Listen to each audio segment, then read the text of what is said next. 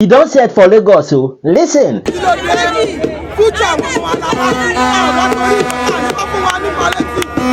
not here for palliative. We are here for the future of our children.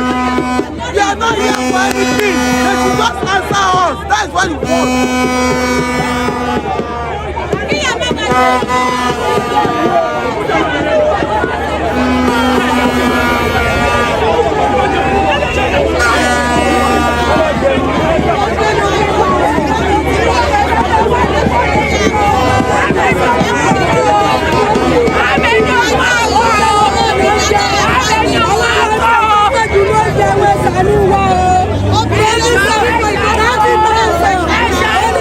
Confirm. Now, for those of you who might be wondering what is going on, these are parents protesting against the increment in the school fees of their children. Now, I'm beginning to have these feelings that these leaders have devised means to give in one hand and collect from the other hands. Maybe they will give you one from this hand, then they will collect like 15 from the other hands. Now, recently, the government of Lagos announced the increment in their minimum wage from the normal 70,000 naira to 80,000 naira. Now, they did not even allow the civil servant to enjoy the minimum wage finish.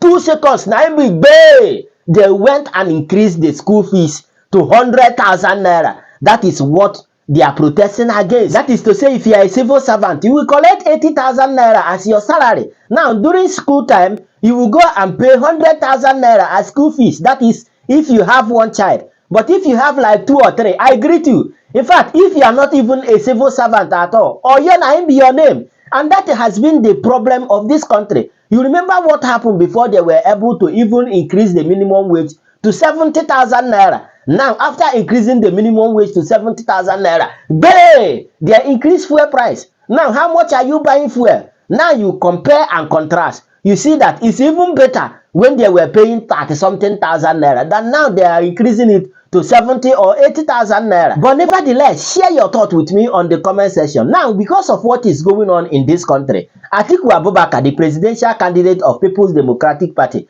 during the 2023 presidential election, has advised Mr. President Tinubu that he should lower himself down and look at his manifesto, that he's going to see 1 or 2 things that will help him to rule better and tackle the challenges we are facing in this country better. Now, I'm going to allow you to listen to how Rufai Oseni and Dr. Abati arrange everything that is on his manifesto and how the president can go about it. In fact, as you are listening to it, make sure you are clicking on that share button, and also do well to subscribe to my channel. On your notification button for more updates, and I'll be back.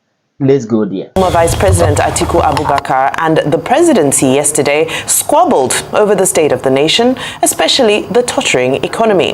Atiku, the People's Democratic Party 2023 presidential candidate, who took a swipe at President Bola Tinubu's leadership, advising him to eat the humble pie and adopt some of the policies in his manifesto in order to turn around the economy for good. However, the presidency in a statement maintained that if Atiku had won the presidential poll last year, Nigeria would have been worse for it.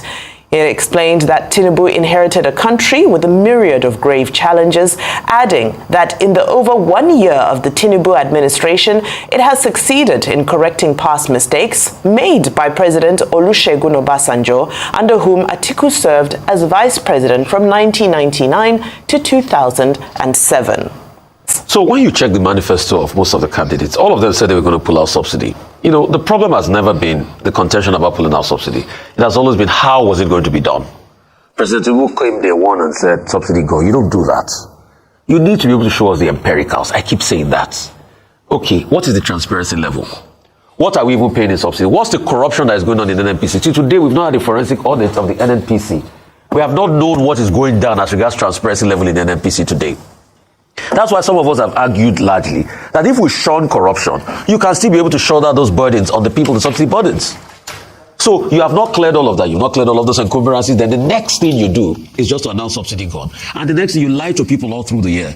Until recently, the NNPC accept that. Oh, we're paying about 100 and something in subsidy. Now it's finally gone. But petrol prices are still going up. So we don't even know what's going on. So that's what we are saying. A lot of people have touted a face remover. Secondly, he was talking about the forex management regime. He said managed float. Nigeria has always been doing managed floats for a very long time. In fact, even when we had the second foreign exchange market system in '86, it was still a form of managed floats. We've tried a myriad of ways, between Dutch auction system, everything is centered around the managed float. What a managed float means is that, when you have money, you defend. At some point, you leave it. So when you see that it's going overboard, you defend again. That's what a managed float is all about. So we've always tried the method of man. So there was nothing new about what Atiku Abubakar. But I would have wanted Atiku Abubakar to empirically state how he was going to do the managed float. Going to the fact that President Tinubu claimed that there was no money, I would have said we should look for money to be able to show up our buffers and all of that. And in fact, remove the shenanigans and the corruption in the forex arbitrariness. That's what I would have suggested, because there's a lot of corruption. Because you can see a lot of people that were not supposed to get dollars were getting dollars at all of that. So when you look at it, who were those that were supposed to get dollars truly? We all know a lot of the round tripping and all of that. So that's why some people advocated, let's cuckoo float it so that you will not have any level of corruption. So Atiku did not state how he's going to tackle the corruption in that system.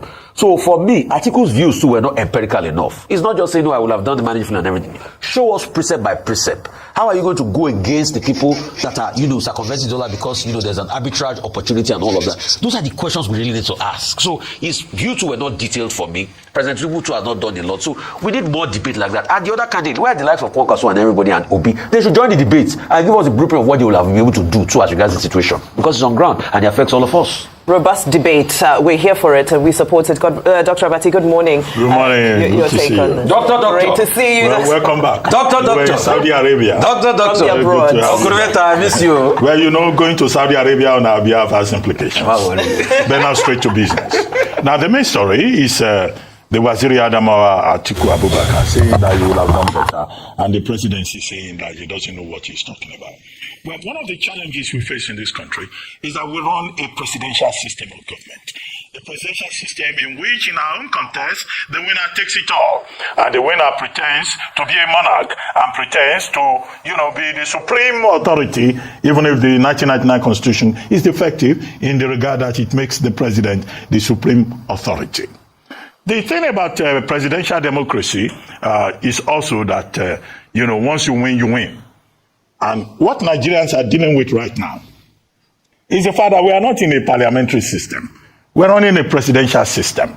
And once you make your choice, you live with it.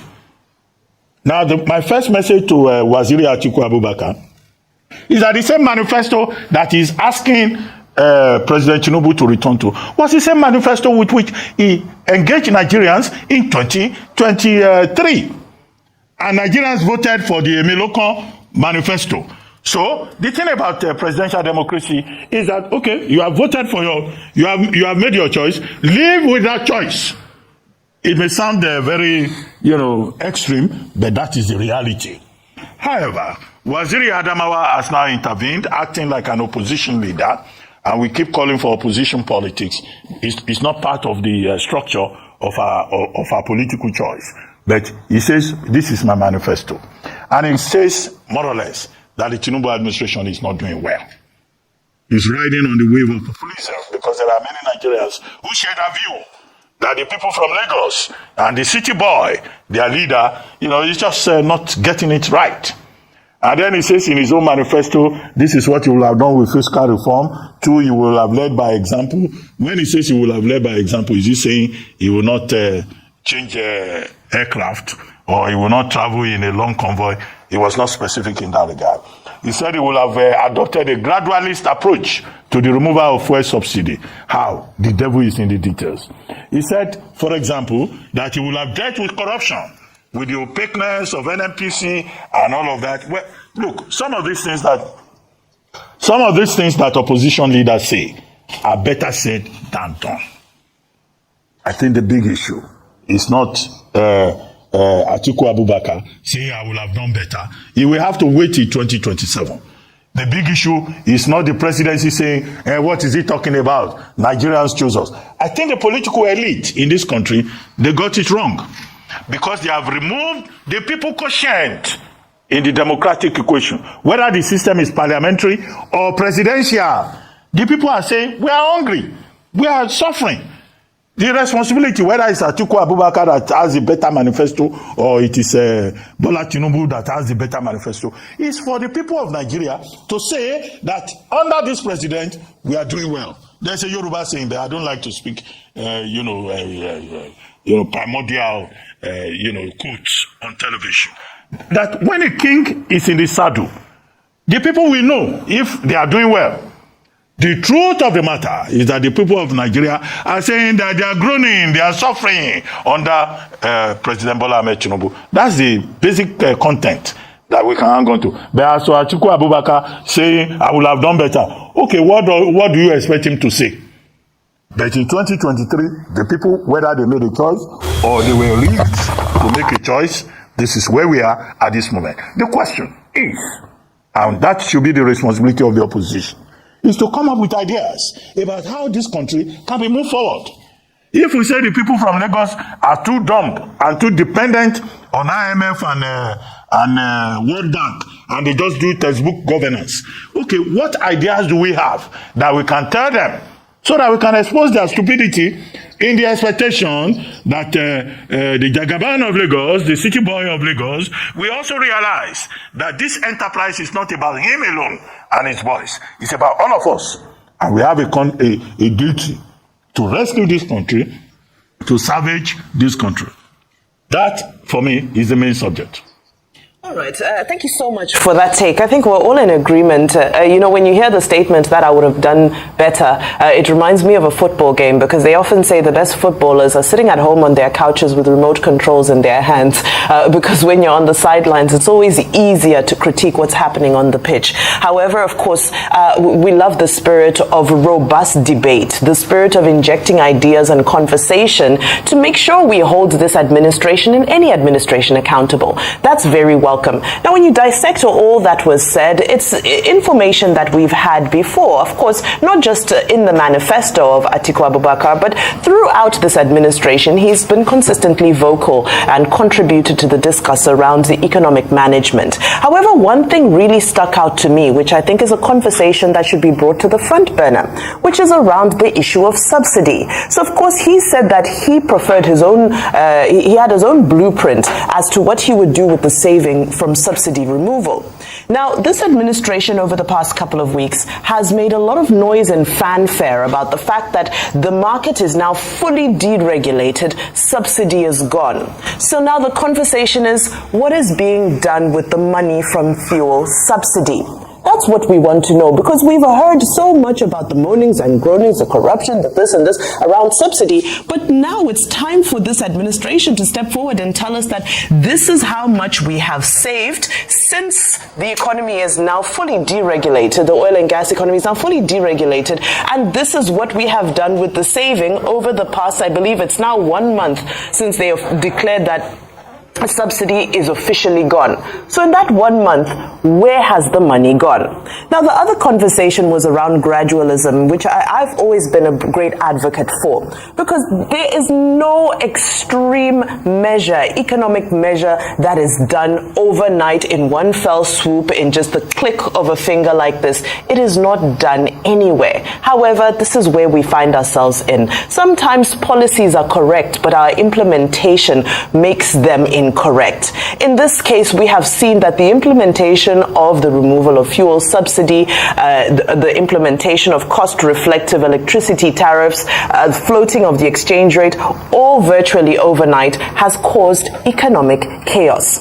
So I certainly do support the concept and the economic principle of gradualism. I believe he used the example of Malaysia in 2022 and Indonesia 2022-2023. I always speak about Chile. According to Rufai Oseni, he said that the same manifesto which Atiku is talking about is not well explained. So there are some loopholes inside, which only Atiku can be the one that will explain it better for the president to consider. Now, according to Dr. Abati, he said that we are running a presidential system of government, which is what it is. Now, it means that the winner takes it all. But when you have won and you realize that you don't have the capacity or the intellect to pilot the affairs of the people better, is it not better you consider other perspective that is coming from the other people? In fact, or even call a meeting so that you can share from their wealth of idea, so that you can be able to take care of the people. Because at the end of all these things, you will realize that it's not about you. It's about the people. It's about the country. It's about the economy. It's about securing lives and property. But nevertheless, share your thoughts with me on the comment section. And of course, you know the vibe now. Click on that subscribe button, follow and share for more updates. Because like this, Hey, we move.